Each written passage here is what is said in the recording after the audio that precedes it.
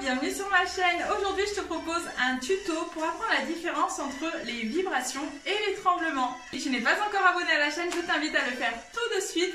Ici on parle danse orientale, pilates et bien-être. Bienvenue. Alors je vais te montrer ce que c'est qu'une vibration. Une vibration, ça va donner ça. Il faut que tu puisses voir mes genoux.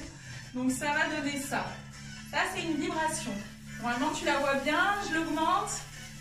Là tu la vois plutôt bien. Je me rapproche pas parce que c'est difficile de bouger lorsque je fais une vibration.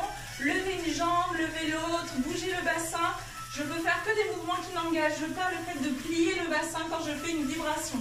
Et effectivement, on voit au niveau du ventre que ça se propage assez rapidement. Ok, je vais te montrer un tremblement. Le tremblement, ça donne ça. Est-ce que tu vois la différence? Ici, j'ai tout de suite le bassin qui est beaucoup plus engagé et on voit au niveau des genoux que je suis en mouvement. Si je veux vraiment de profil, ça va donner ça. D'accord? Ok?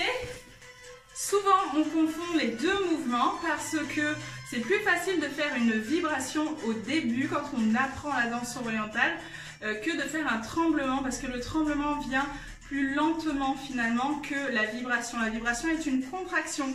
Et donc je t'invite, si tu es dans ce cas-là, à essayer de te détendre un maximum dans ton mouvement.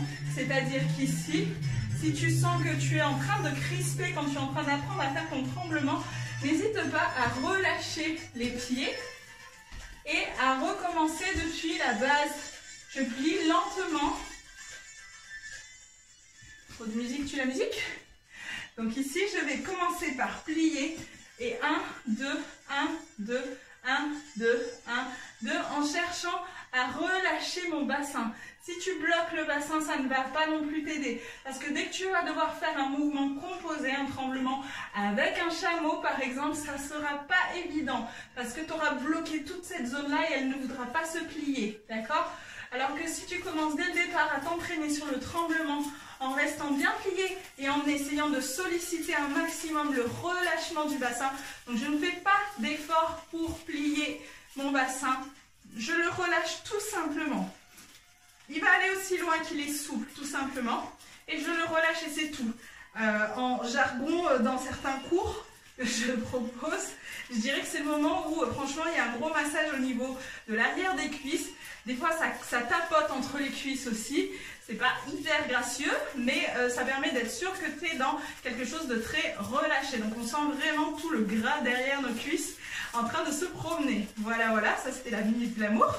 Mais ça permet d'être sûr qu'on est vraiment dans du relâché. Alors que lorsqu'on est dans la vibration, ici, c'est tout petit au niveau du mouvement. C'est hyper crispé au niveau des cuisses.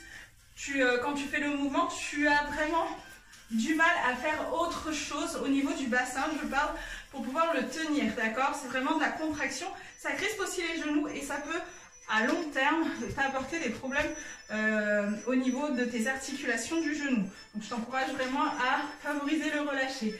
L'avantage avec le tremblement, c'est qu'il est beaucoup plus doux donc pour tes articulations, d'une part, et ensuite qui te demande beaucoup moins d'énergie en fait finalement, puisque sa base de travail c'est le relâcher.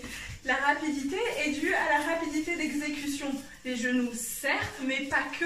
C'est surtout la capacité à relâcher le bassin, à être vraiment comme si tu étais en train d'être assise sur une chaise imaginaire et que tu relâchais complètement le bassin. D'accord? Donc, oui, je dirais limite, c'est vraiment pas une histoire de rapidité autant que sur la vibration. Voilà. J'espère que ce petit tuto t'a aidé. Essaye de faire des mouvements en plus de ton tremblement pour t'entraîner à avoir de plus en plus de facilité à le faire. Par exemple, j'ai proposé dans une autre vidéo de faire le tremblement avec le chameau. Je t'encourage à t'entraîner justement sur ce mouvement-là pour pouvoir voir si tu es dans de la vibration ou pas.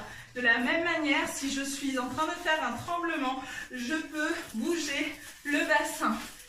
Bien sûr, quand je suis avancée au départ, c'est toujours pas évident, hein, mais je peux plus facilement faire partir le bassin à droite ou à gauche. Alors que lorsque je suis sur une vibration, je vais plus avoir tendance à pousser tout le poids de mon corps sur un côté ou sur l'autre. Dans tous les cas, je ne vais pas dissocier, très difficilement dissocier mon bassin pour pouvoir le faire partir sur le côté. Voilà, j'espère que ce petit tuto te sera utile. Écris-moi en commentaire comment tu as vécu cette séance. À bientôt!